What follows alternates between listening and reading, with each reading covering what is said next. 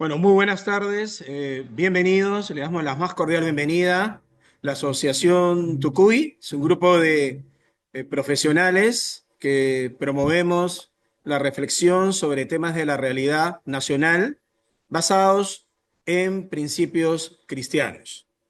Es preciso mencionar que las opiniones vertidas por los conferencistas invitados a nuestros programas no necesariamente representan la opinión de la asociación. En esta oportunidad es grato presentar en esta conferencia titulada Ser o no ser de derecha o izquierda, tema muy relevante, sobre todo en el contexto muy cercano a las elecciones generales, por lo cual esta conferencia nos va a ayudar quizás a tener elementos que nos permitan situarnos y tomar una acertada decisión informada para un voto que ayude al país a resolver sus problemas. Es grato presentar a José Valdión Valdivia. Él es psicoterapeuta familiar y pareja.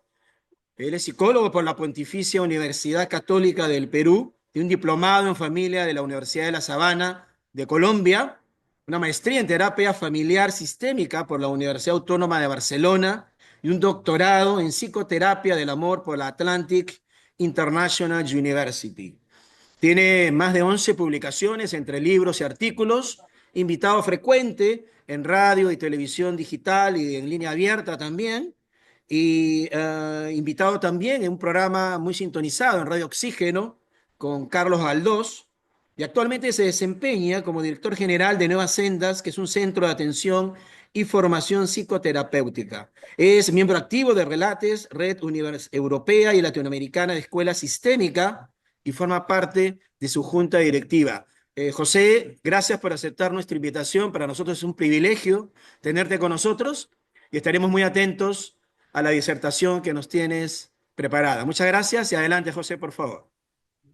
Ok, gracias Gerardo por la presentación. Gracias a la Asociación Tucuy por esta oportunidad que me dan de compartir un poco de mis ideas. Yo generalmente expongo más temas de familia, temas de pareja, de desarrollo personal, poco o nada de este tipo de temas, ¿no? Un poco políticos, un poco sociológicos. Pero yo les recuerdo o les informo que yo egresé de la universidad como psicólogo social. Después ya me he hecho psicólogo clínico. Por eso los dos primeros libros que publiqué tienen que ver con algo de psicología social, ¿no? Los niños en la agenda de Dios y cultura de valores allí. Pero bien, gracias entonces a ustedes. Espero que sea una tarde en la que podamos compartir ideas, reflexionar. Nadie es dueño de la verdad. Yo compartiré lo que creo que es mi verdad, mi percepción. Y pues al final creo que tendremos un tiempo para intercambiar, escucharles a ustedes también. Yo compartiré con ustedes una idea y les dejaré para que lo puedan reflexionar. Muy bien, entremos pues. Como dijo Gerardo, estamos tiempos de elecciones, de campaña política. Paulatinamente, paralelo al verano, se va a ir calentando también la campaña. Y bueno, lo de siempre, ¿no? Siempre estamos en estos choques entre izquierda y derecha, partidos políticos de izquierda y de derecha, ¿no? Y la gran pregunta es, pues, ¿qué es mejor? ¿Es mejor ser de izquierda? ¿Es mejor ser de derecha? ¿El capitalismo es malo? ¿El comunismo es malo? Yo he oído por ambas partes, ¿no? Que todo lo de izquierda es malo, es lo peor que nos puede pasar allí, ¿no? Pero al mismo tiempo también que el capitalismo es lo peor, que trae pobreza y todo eso, ¿no? Son pensamientos polarizantes y la pregunta es, y que voy a intentar de reflexionar, no creo que dé una respuesta certera, pero voy a intentar reflexionar cuán cierto es eso, qué hay de bueno, qué hay de malo, a dónde nos podemos inclinar más al respecto, ¿no? Pero antes de entrar de plano en lo sociopolítico, digamos, quiero reflexionar con ustedes un poco la parte psicológica, ¿no? Y, y en ese sentido quiero que empecemos con la pregunta, ¿cómo es que llego a ser de izquierda o ser de derecha o por lo menos tener simpatía? Es decir, ¿cómo se forman mis creencias? Porque hay unos que dicen, no, solamente tiene que ser de izquierda, si no todo lo demás está mal, y otros que tiene que ser de derecha, y todo lo que es socialismo, comunismo es malo, ¿no? Otros que todo lo que es capitalismo es malo. ¿De dónde nos vienen nuestras creencias, nuestras opiniones, nuestras filosofías de vida? Nuestras narrativas. ¿De dónde nos vienen? ¿Es así producto de nosotros mismos que lo hemos reflexionado y hemos llegado a eso? ¿O cómo es? ¿De dónde tenemos esas creencias allí? Yo quiero acudir, no exactamente a lo que yo creo, pero obviamente voy a acudir a dos grandes pensadores de moda, de paso, en la actualidad. Jonathan Haidt es un psicólogo, sociólogo norteamericano que está de moda en Estados Unidos, sobre todo por su libro La generación ansiosa, ¿no? En la que él habla de cómo las redes están afectando la mente de nuestros niños y es el que propone que los niños o los menores de edad hasta los 16 años no deberían tener acceso a las redes. Un poco radical, ese es otro tema que también de repente se podría abarcar. Pero él ha publicado otro libro que tiene que ver con nuestro tema. Se llama La mente de los justos. ¿Por qué la religión y la política divide a las personas sensatas? ¿Por qué? Mira, acá estamos, la mayoría somos profesionales, hemos pisado universidad, tenemos un conocimiento, una educación, pero nos peleamos cuando hablamos de política, ¿no? Las elecciones pasadas fue una guerra, ¿no? Y el chat que tenemos del grupo de la JUC de universidad es la prueba. ¿Por qué, siendo aparentemente sensatos, por qué nos peleamos tanto allí? Esa es la pregunta que trata de resolver en este libro. Y él responde, miren, él dice, ¿no? Todas nuestras creencias no son producto de razonamientos lógicos. Es decir, casi todas las creencias que tenemos no han sido elaborados, pensados, reflexionados, analizados, ¿no? De alguna manera nos llegó, se pegó a nosotros y ya. En algún momento yo dije, voy a ser de izquierda y voy a pensar qué bueno tiene, qué malo tiene, lo voy a analizar, me voy a dar cuenta realmente, o el capitalismo. ¿Alguno tiene idea que hizo eso? Por lo menos yo no lo hice allí, ¿no? Y entonces lo que dice es, que nuestras creencias, nuestras narrativas, dentro de los cuales puede estar el simpatizar con la izquierda o simpatizar con la derecha, no es producto de razonamientos lógicos, sino es producto de intuiciones emocionales. Y aquí acudo a Humberto Maturana, un epistemólogo chileno al que yo sigo mucho, al que me gusta mucho, y él dice que los sistemas racionales no tienen fundamentos racionales. No tienen fundamentos. Es decir, todos mis razonamientos no son producto de algo mentalmente elaborado, algo racionalmente estudiado. No tiene que ver eso. Tiene que ver, y ahí coincide con Haidt, en el tema emocional. O sea, él dice, ¿no? Nosotros no somos seres racionales. Maturana dice, no somos seres racionales, somos seres emocionales que usamos la razón para justificar nuestros deseos, nuestras preferencias, nuestras simpatías. No lo digo yo, lo dice Maturana, un epistemólogo, ¿no? Usted sabe que la epistemología tiene que ver con estudiar por qué sé lo que sé, por qué este conocimiento digo que es un conocimiento allí, ¿no? Bueno, él se dedica a eso. Bueno, ya murió, ¿no? Se dedicaba a eso allí. Entonces, y él parte de eso. Somos más seres emocionales. O sea, mi simpatía, mi antipatía ante un partido tiene que ver más con lo emocional que con lo racional. Así que eso de que somos seres racionales es falso allí. Pero hay otro autor que recién está de moda, que en el 2025 publicó un libro que se llama Hipnocracia. Hipnocracia, Tran y Max en la nueva arquitectura de la realidad. Así se llama este libro, Hipnocracia. Entonces ya el nombre nomás que nos dice, ¿no? Él nos dice así casi ya de manera explícita que nosotros estamos siendo hipnotizados. que nuestras creencias no es producto del razonamiento, de la reflexión, del análisis, no, no es así. Estamos hipnotizados. Parte que la inteligencia artificial nos está estupidizando mucho más, cada vez más allí, ¿ya? Entonces, y él pone el ejemplo, habla de Tran, habla de Max y todo eso, ¿no?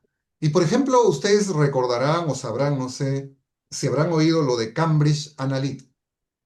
Eh, Esta es una compañía que recopiló información de Face y se la vendió a Tran en su campaña del 2016 y Tran, según las investigaciones de New York Times y otros diarios, no según yo, pues llegaron a la conclusión que Tran ganó porque manipuló la mente. O sea, le hizo publicidad personal. Fue una publicidad personal en base a los datos que Cambridge Analytica le brindó, ¿no? Apuntó a su necesidad de la gente, a lo que quería, creándole esas respuestas ahí y de esa manera manipuló. Por eso recordarán que Mark Zuckerberg, el creador del Facebook, fue llevado a juicio, fue interrogado en el Senado norteamericano allí. Y él reconoció y pidió perdón porque pues, le robaron datos, vendió datos o algo así por el estilo. Entonces, a la pregunta, ¿por qué creemos lo que creemos? ¿Por qué tengo simpatía por la izquierda o tengo simpatía por la derecha? No es producto de una reflexión, de un análisis mental. No nos engañemos allí. No es producto de eso. Una cosa es que yo, claro, la atmósfera en la que vivimos influye allí, ¿no? Y esto de la hipnocracia, de las mentes justas y todo, no es nuevo. Ya Foucault, ¿no? Michel Foucault, este gran pensador, filósofo francés, hablaba, ¿no? De cómo el poder dominaba la mente de las personas. Él decía que antes el poder era dominar el cuerpo, dominar el territorio, dominar la geografía, ¿no? Ahora no, ahora se domina la mente, ¿no? Habló del panóptico, en que están vigilando todo. ¿Qué diría ahora él? Él murió en el 84, pero ¿qué diría ahora con las redes? Que fácilmente nos tienen más capturado allí, ¿no? Entonces, él habló de eso ya, ¿no? De la hipnocracia, aunque en otros términos allí.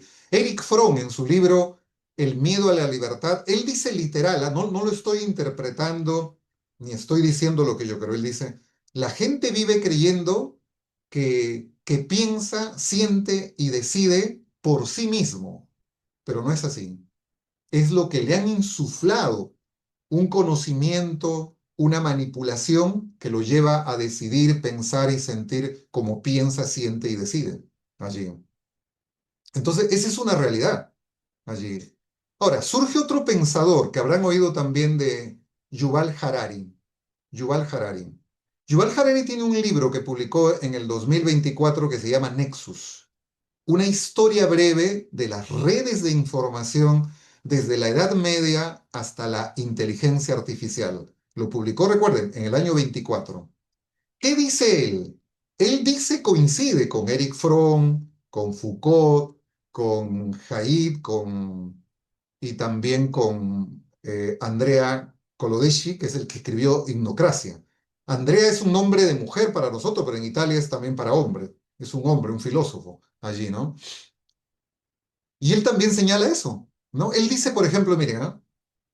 Que antes nosotros podíamos crear una tecnología y lo malo estaba no en la tecnología, sino en el uso que le dábamos, ¿no? Creamos el cuchillo yo lo puedo usar para matar, pero lo puedo usar también para hacer alta cirugía, dice, ¿no? Y miren lo que él dice que a mí me sorprendió y que hasta ahora no lo termino de comprender. Dice, la inteligencia artificial que tenemos ahora, la IA, no es como un cuchillo. O sea, el cuchillo está supeditado a mi decisión.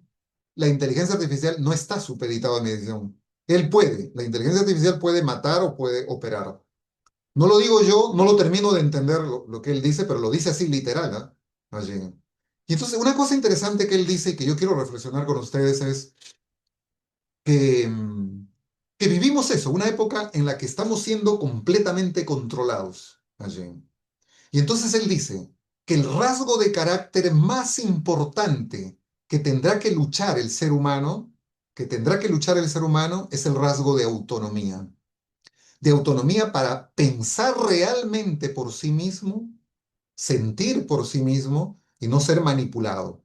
Y él habla de la importancia de la estabilidad. O sea, la gente del siglo XXI, de la era digital, tendrá que ser gente para que sea autónoma, vivir en una estabilidad emocional y en una flexibilidad mental.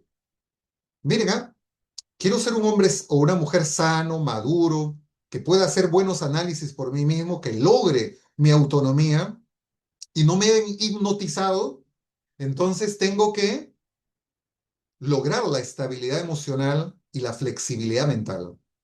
Esos fanáticos, ¿no? Que dicen, yo soy de izquierda y punto, todo lo demás está malo. Un fanático no te va a aceptar argumentos. Y aquí mismo de repente ya, ¿no? Este, pueden decir, no, no, no, José está sesgado porque él es de izquierda, ¿no? A mí me han acusado de izquierdista, de castillista, de queiquista en las redes porque yo he combatido por ambos lados y después voy a decir por qué es lo que yo pienso, ¿no? Allí. Pero tenemos eso allí, ¿no? Estamos a la defensiva. ¿Por qué? Porque las emociones nos gobiernan más que lo racional ahí, ¿no? Entonces, Yuval Harari dice eso, ¿no? El rasgo más importante es la autonomía allí. Jonathan Haidt, el de las mentes justos, él dice, ¿no? Percibimos la realidad de una manera binaria, los buenos y los malos, lo correcto, lo incorrecto. Tenemos esa mentalidad. Como nuestra mente es floja, nuestra mente no está, y más con la educación que hemos recibido en la infancia, en los colegios, no nos enseñan a pensar, no nos enseñan a desarrollar pensamiento crítico. Entonces, por eso que rapidito llegamos a una conclusión, no, izquierda es buena o es mala, o derecha es buena o mala, punto. Y ya yo vivo así.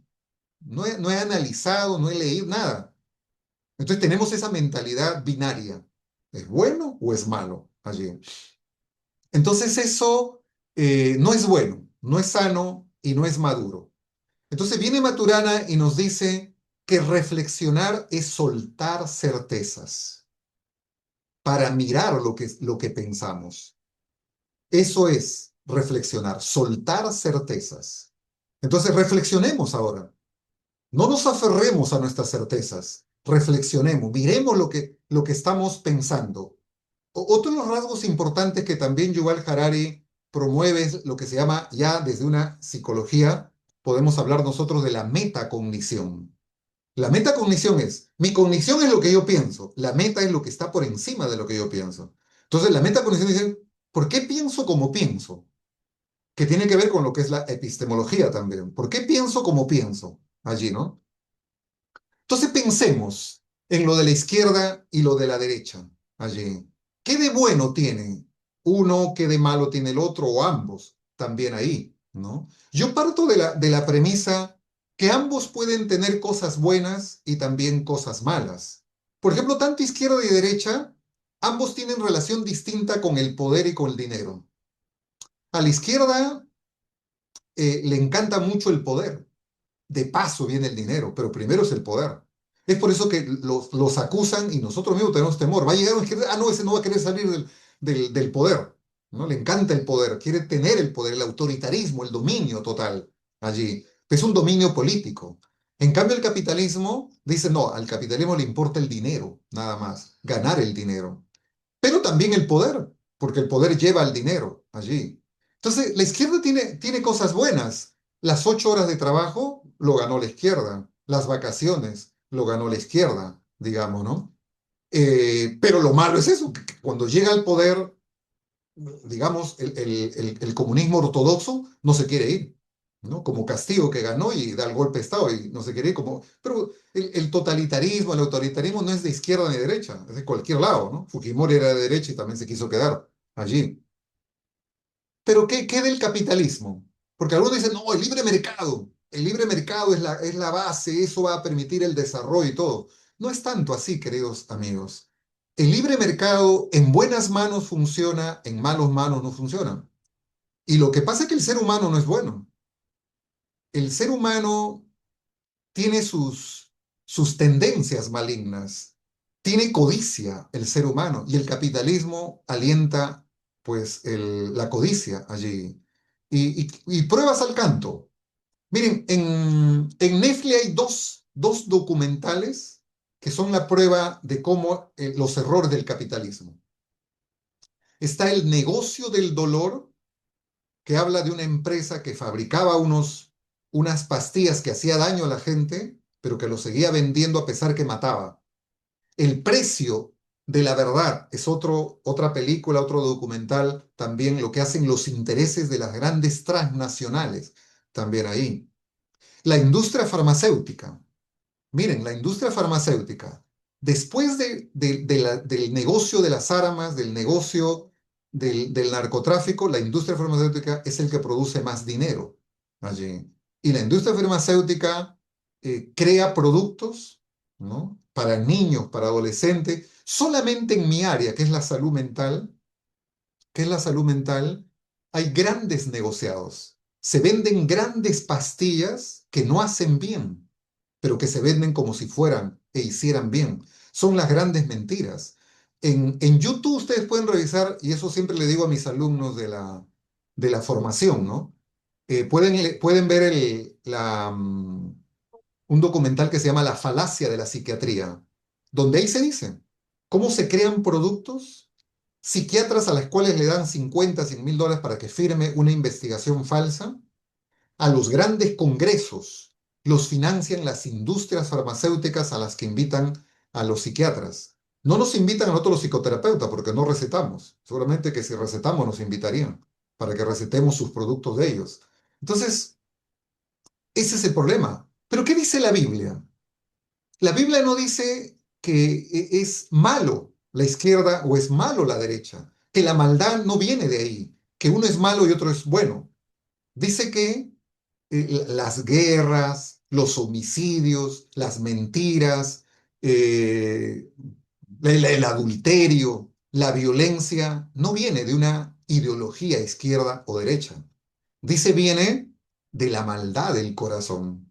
Desde ahí vienen. Entonces es por eso que no se trata de que uno es bueno o el otro es malo allí. No, no puedo tener esa mente binaria, no puedo tener esa mente polarizante, que es bueno o es malo allí.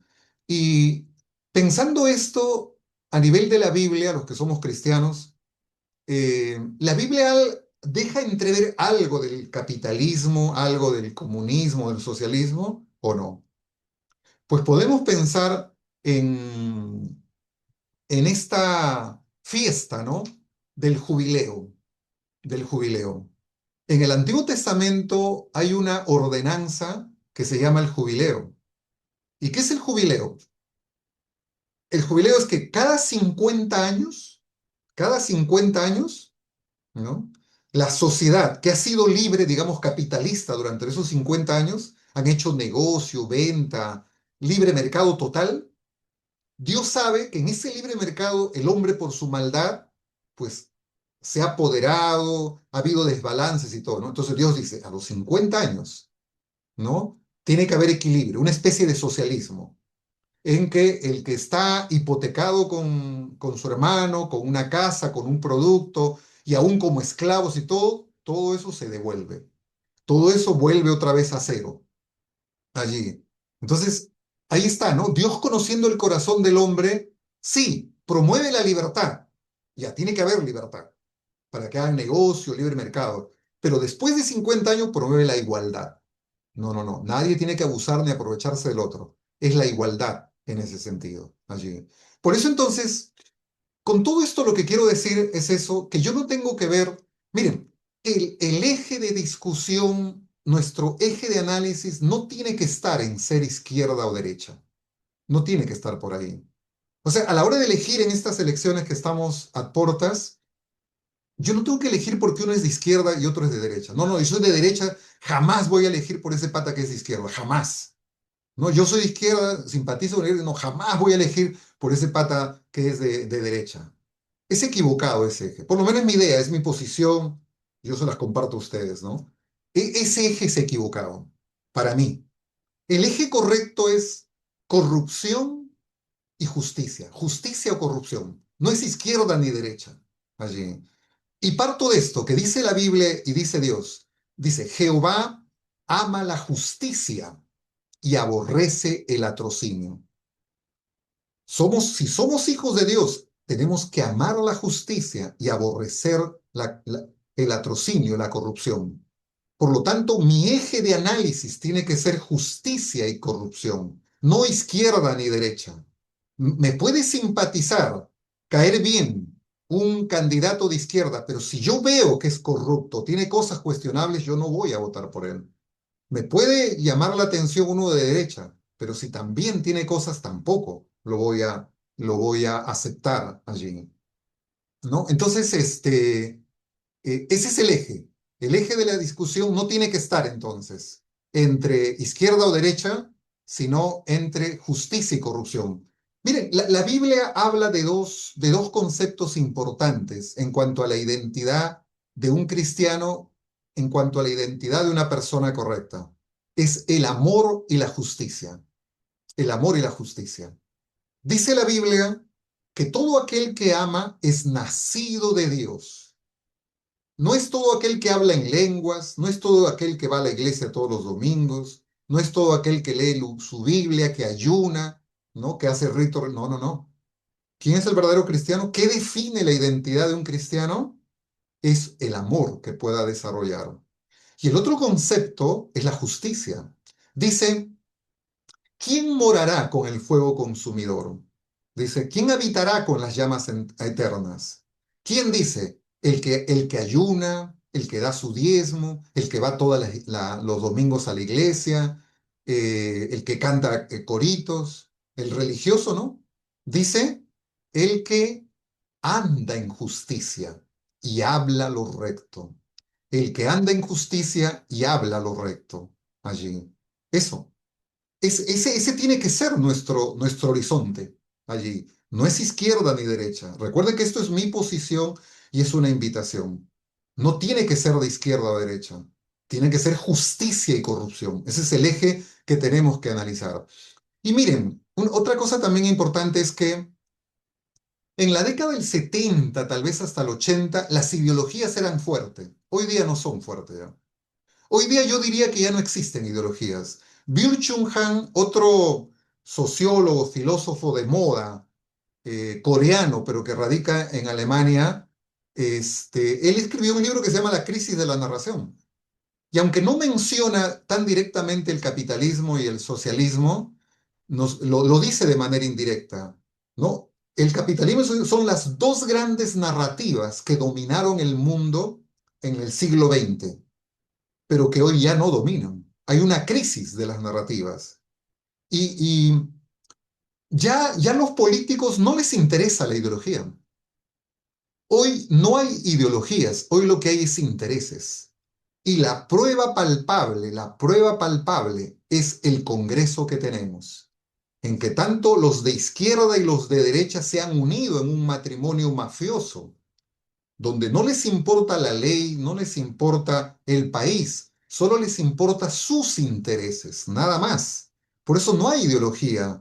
Cerrón no es que es un comunista, es un delincuente, ¿no? Y los más políticos tampoco les importa la ideología, no defienden el derecho, ¿no? Defienden sus intereses, nada más que sus intereses allí. Esa es la prueba, no podemos pedir más prueba, no interesa la ideología ya en este tiempo allí, ¿no?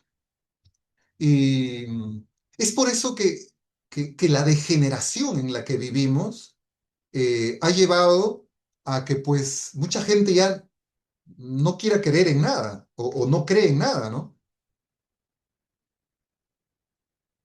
Es por eso que en las encuestas de ahora el 60% no sabe todavía, no sabe, no opina, no, ¿por quién va a votar? Allí, ¿no? Mire, hay un periodista, escritor, un apologético inglés, Chesterton, que él dice, ¿no? Dice, lo peor de que la gente ya no crea en la verdad, hay tanta mentira, tanto nos han engañado, nos han desilusionado, la gente ya no cree en la verdad. Pero dice, lo peor de no creer en la verdad no es ya no creer en la verdad. O sea, lo peor de no creer en la verdad no es que ya no creen en nada, no es que ya no creen en nada, sino que ahora creen en cualquier cosa, ya creen en cualquier cosa. Y ese cualquier cosa, dice, es encarnado en un líder carismático que hace promesas absurdas, pero que gana la atención de la gente. Y esa es la ruta para el despotismo. No lo digo yo, lo dice este científico social, este escritor y analítico. Ya no creen, no es que no crean ya en la verdad, y ya no creen en nada, sino que creen en cualquier cosa ahora. Y ese es el terreno fértil, el caos, ¿no? El desorden, el nihilismo, la incredulidad, en que crece un líder, surge un líder carismático, pero falso, falso. Estados Unidos, con todo el desarrollo tecnológico, científico, académico que tiene, este, votó por Trump. Un Trump que está probado que es medio loco el hombre, allí. Es un líder carismático. Prometió cosas absurdas y ganó las elecciones allí. Promesas absurdas allí también. Ahí, ¿no? Entonces, siempre que estemos así en ese caos, eh, pues da cabida, ¿no? Es el terreno para que se desarrolle este tipo de líderes, ¿no? Aquí mismo en Perú, quien está encabezando las encuestas es un líder, no sé si llamarlo carismático y todo, pero que tiene sus cosas allí, ¿no? Miren, tal vez ustedes no estén de acuerdo conmigo y está bien, yo respeto, pero para mí como psicoterapeuta, como psicólogo que soy, para mí es un deber advertir y hablar lo que yo creo que pasa con López Aliaga. López Aliaga es un hombre que sería un gran peligro para el Perú, porque López Aliaga es un hombre que sufre de un trastorno de personalidad, y no tengo miedo de decirlo, que él sufre de un trastorno de personalidad igualito que Trump, que también sufre del mismo trastorno de personalidad. En Netflix hay un documental sobre Trump, sobre cómo es él.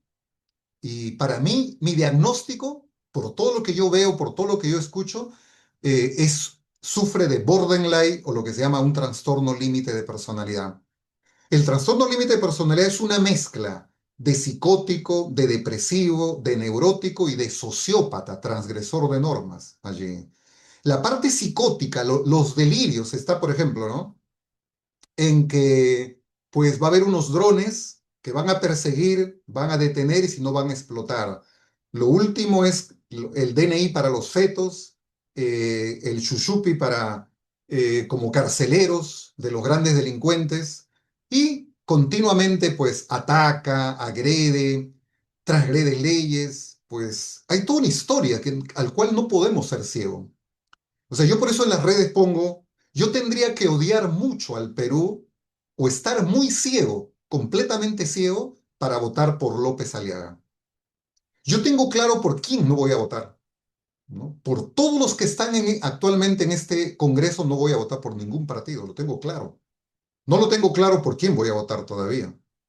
Tengo ciertas simpatías, pero con el eje de justicia y corrupción me voy a guiar. Pero yo les lanzo esta advertencia, queridos hermanos, amigos y todo, ¿no? López Aliaga sufre de trastorno mental de TLP. Allí hay muchos testimonios de su conducta de que miente, que engaña, que manda a matar. Es un tipo contradictorio. El TLP es un tipo contradictorio. Él dice que defiende la vida, pero manda a matar, ¿no? O habla de matar también ahí, ¿no? Y es agresivo, es transgresivo, siempre está a la defensiva. Y miren, estos líderes carismáticos como Trump, como él, como Bolsonaro, de paso, hablando de Bolsonaro, hay también un documental en Netflix que se llama Apocalipsis en los Trópicos, porque Bolsonaro, Trump, Milei, y todos son cortados con la misma tijera, aunque Milei no tanto, está haciendo algunas cosas buenas allí, pero son cortados con la misma tijera allí, ¿no? Entonces el líder así falso, ¿cuál es su estrategia? Su estrategia siempre es eh, atacar a alguien. Por ejemplo, para Trump, Trump llegó a la presidencia con dos mensajes. con dos mensajes. Los inmigrantes son el problema en Estados Unidos. Y nosotros vamos a hacer grande otra vez a Estados Unidos. Ese fue el mensaje con el cual él ganó simpatías allí, ¿no? Entonces, ¿con qué ganó Kast en Chile? El problema son los venezolanos y lo vamos a votar de Chile. Ese fue el mensaje de Kast. ¿Cuál es el mensaje de López Aliaga acá? Caviares, caviares, caviares, allí, ¿no? Entonces, en la década del 70 la hipnocracia, la hipnosis de los izquierdistas era los imperialistas, ¿no? Y había hasta paredes pintarrajeadas, decían no a los yanquis, fuera a los yanquis. Esa era la narrativa allí, ¿no? Hoy día la narrativa es los caviares, caviares, caviares, que algunos ni saben qué son caviares, pero ahí están, ahí, ¿no? Entonces, eso es lo que está predominando. Cuanto más caótico el mundo, la sociedad, más es el terreno fértil para que surja un líder carismático, pero falso, que va a engañar y va a dañar a la sociedad. Y de eso habla un poco la Biblia también, el surgimiento del anticristo, que en los 3 primeros años dará paz, dará solución, pero los siguientes años será caótico, allí también. Es por eso que yo digo, y lo he dicho en otros espacios, que, que por ejemplo, eh, el pueblo de Dios Israel, cuando vino el Cristo, lo rechazaron. La iglesia de Dios de ahora, cuando venga el anticristo, lo va a aceptar y lo va a llevar al poder y lo va a apoyar ahí. Y eso no es novedad, ¿no? La iglesia evangélica apoyó a Hitler, apoyó y apoya, creo, a Chávez hasta ahora, ¿no? A Maduro, ¿no? En Sudáfrica, el apartheid, con la discriminación racial, la iglesia evangélica, un sector apoyó también en Brasil igual, así que no es novedad en ese sentido eso, ¿no? Sé que me gana el tiempo, ya he hablado y me he pasado, creo, del tiempo un poco. Solamente termino con esto, ¿no? Otra vez les digo, queridos amigos, hermanos, no nos fijemos si es izquierda o derecha. Ese eje es falso. Y para empezar, porque ya no hay ideologías, hay intereses. Lo que tenemos que ir es por el eje de la justicia y la corrupción. No hay perfectos, candidatos perfectos, no lo hay, pero tienen que acercarse a la honestidad, ¿no? Y de paso, ya para terminar, el domingo pasado salió un artículo en el Comercio donde científicos sociales de Latinoamérica han estudiado y diseñado 10 características de un buen líder, de un buen político para gobernar. Y ahí lo pueden leer. Yo ya tenía mi análisis de antes, que yo siempre lo he dicho también. 3 características que debe tener la persona por la cual yo voy a votar y que debe tener un líder, un político. Para mí no es de izquierda o de derecha, ¿no? 3 características. Uno es la integridad, sea un hombre honesto. No lo voy a encontrar al 100%, por lo menos buscaré que se acerque, porque ni nosotros podemos decir que somos íntegros al 100%. Así que tampoco lancemos la piedra, pero por lo menos tiene que asemejarse, parecerse o estar por ahí, ¿no? La integridad. ¿No? Un hombre que se guíe por sus principios.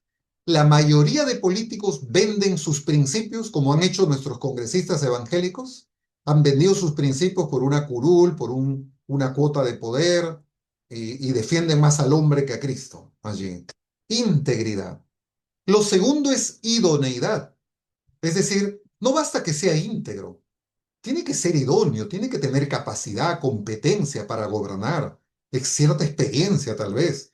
No puede ser nada más que porque es íntegro, como en las campañas pasadas, Humberto Lay era un pastor que iba a la presidencia ya porque es pastor, porque es íntegro, tiene que ser presidente. No, yo no me subiría a un avión que el piloto sea un hombre honesto, íntegro, pero que no sabe pilotear, ni hablar, yo no me subo. Y la tercera característica tiene que ver con la asertividad. La asertividad es una habilidad social, es parte de la inteligencia emocional que tiene que ver con el tratar con los demás. Tiene que saber relacionarse, consensuar, respetar, validar, negociar, ¿no? Saber interactuar sanamente con los demás. Algo que, por ejemplo, no tiene López Aliaga. Él es campeón para pelearse, que es parte de la patología de un TLP, que es conflictivo con los demás allí, que es también Trump, ¿no? Trump. es o es un súper amigo o es el peor de mis enemigos. No hay punto medio ahí. Por eso Max era su súper amigo y lo hacía dormir en la Casa Blanca y cuando se peleó ya es el peor de todos allí, ¿no? No, un político tiene que ser asertivo. La asertividad tiene que ver con esa capacidad de yo defender mis derechos, pero sin atacar el derecho de otros, sin agredir el derecho de otros. Expresar lo que pienso, lo que siento y lo que quiero de manera ecuánime, de manera respetuosa allí. Así que en modo conclusión, el eje izquierda-derecha está desfasado. No tenemos que mirar ahí. Tenemos que irnos al eje justicia y corrupción. Y por ahí tiene que ser el parámetro que nos guíe a elegir bien en estas campañas. Muchas gracias.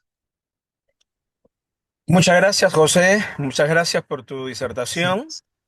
Damos entonces un espacio, tenemos todavía unos minutos para eh, disponer de algún comentario, alguna pregunta a nuestro expositor en esta oportunidad sobre este tema tan importante. Ya José ha planteado ya algunos ejes importantes, ¿no? A manera de resumen, permíteme, no izquierda ni derecha, sino justicia y integridad, ¿no? Digamos, ¿no? Es el eje, o sea, busquemos propuestas que van en esa línea, ¿no? Y estos tres elementos que forman parte del perfil, ¿no? Idoneidad, integridad, asertividad, ¿no? Correcto. Bien, lo ha expuesto José, lo he resumido, creo que sería un poquito el resumen de la línea de reflexión que tenemos que hacer. Así que yo dejo los micrófonos abiertos, algún comentario, alguna pregunta para José en esta tarde, por favor. Adelante, quien quiera intervenir, con total libertad.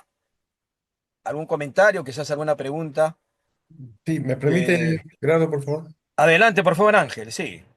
Sí, gracias y antes que nada, gracias a José por la, la charla tan interesante. Quería tomar un punto, ¿no? En la charla se ha dicho, ¿no? De que nosotros tomamos a veces decisiones en una manera emocional.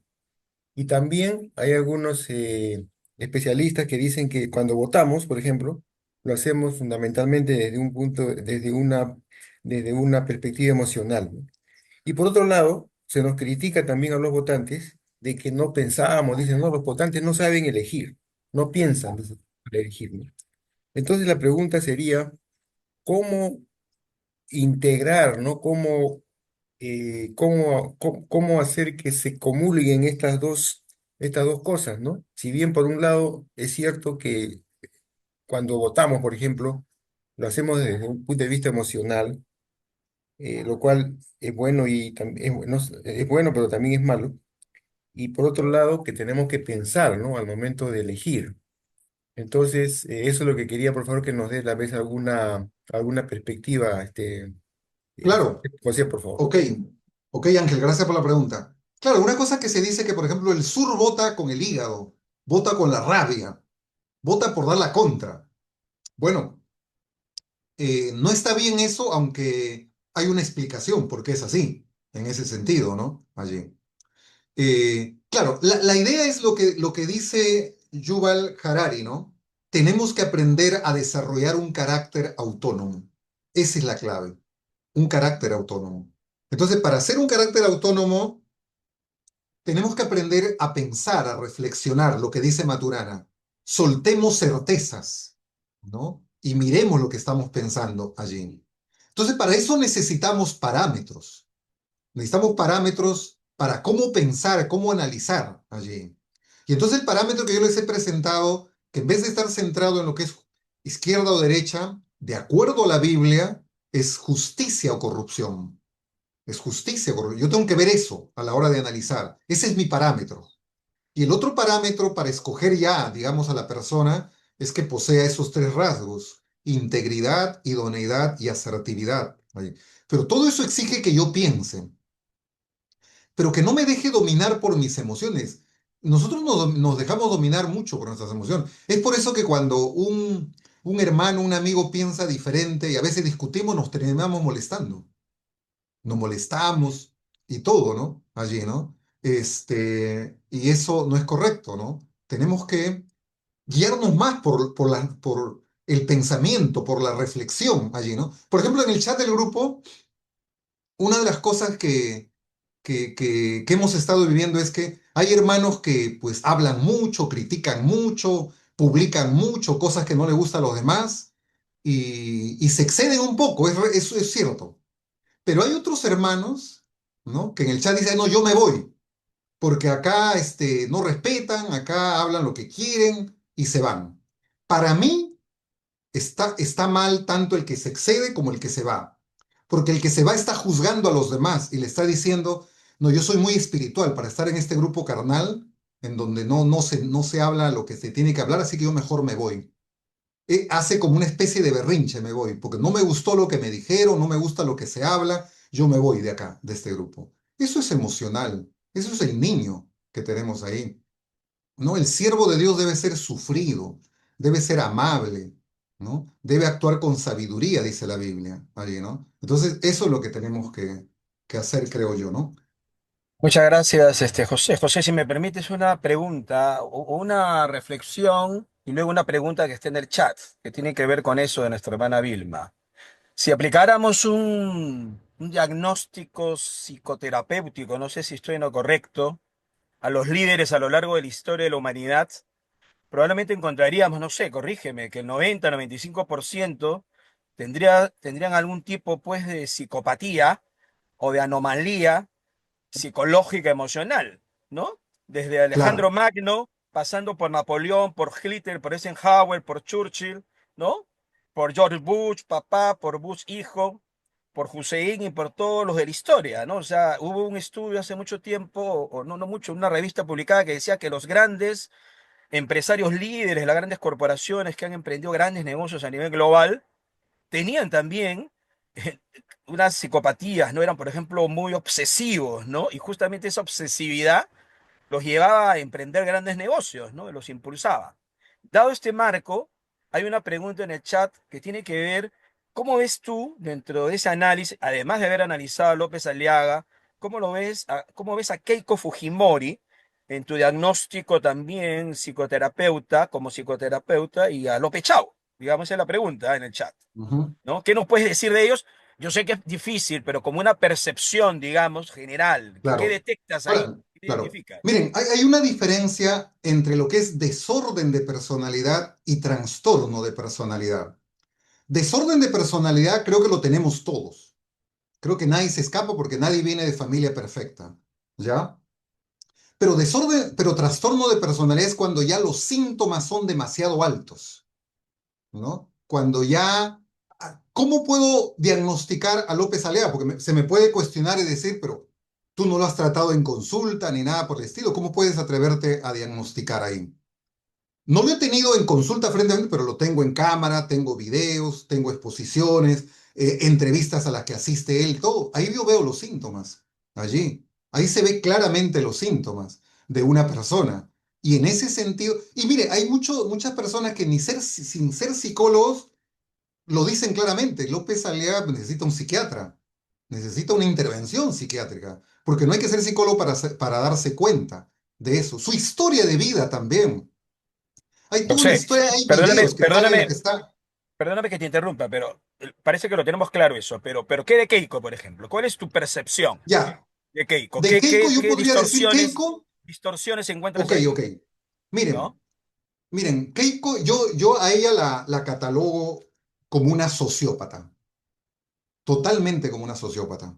Una sociópata es una persona que no cree en valores, que no cree en la justicia, que con tal de lograr sus fines puede pasar por encima de todos. Y Keiko lo ha hecho, ha pasado por encima de su mamá, de su papá, de su hermano y de todos.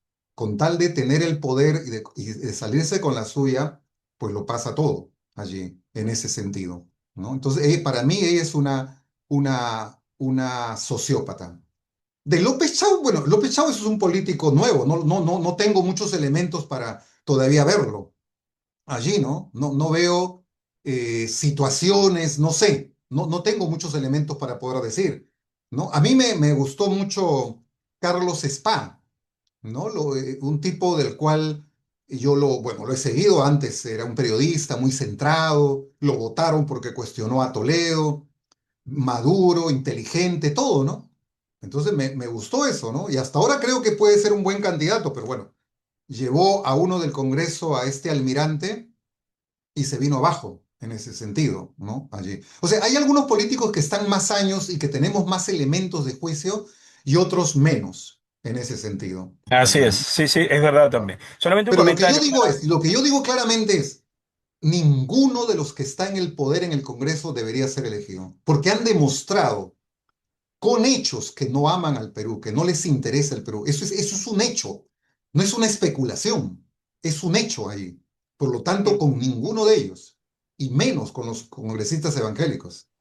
Fuera de Ese es, ellos, no lo tengo claro con ok. quién. Sí. Ese es otro criterio, ¿no? No tener en cuenta a todos aquellos que están actualmente conformando el Congreso. Solamente una precisión, si me permites. Hay César Arias, no sé si lo recuerdan o lo recuerdas, fue expresidente de Costa Rica, galardonado luego con el Premio Nobel de la Paz, ¿no? Hace creo que 3 o 4 años, fue encarcelado porque se le juzgó o se le detectó que había violentado sexualmente a más de una mujer o una niña, algo por ahí. Eso está también en las redes o en las noticias. Mi reflexión viene a esto luego. Una cosa es lo que tú puedes percibir ahora y otra cosa es en lo que se puede Es convertir cierto, la persona claro. más adelante. O sea, no, hablando de unos candidatos que a ti te parecen, qué sé yo, buenos, no sabemos en quién se puede convertir, ¿no? Y eso hasta la historia bíblica nos habla también. Si vamos ya hasta el punto de vista bíblico, evangélico, cristiano, como queramos llamarle, ¿no? Dice que dale a las personas dinero, fama y poder, y no sabes en quién tú o yo o cualquiera de los que estamos aquí nos podemos convertir. ¿Cuál es tu reflexión al respecto, Yo José? diría que más que convertir, mira, es revelarnos lo que somos allí. Miren, la crisis y el poder son las dos grandes caras y los dos grandes momentos en que nos va a revelar cómo somos. En los momentos en que estamos en crisis o cuando tengamos todo el poder, el dinero, ahí se va a manifestar quién soy realmente. Va a salir el ángel que pueda haber en mí o el diablo, el demonio, el brujo que pueda haber en mí allí, en esos dos momentos.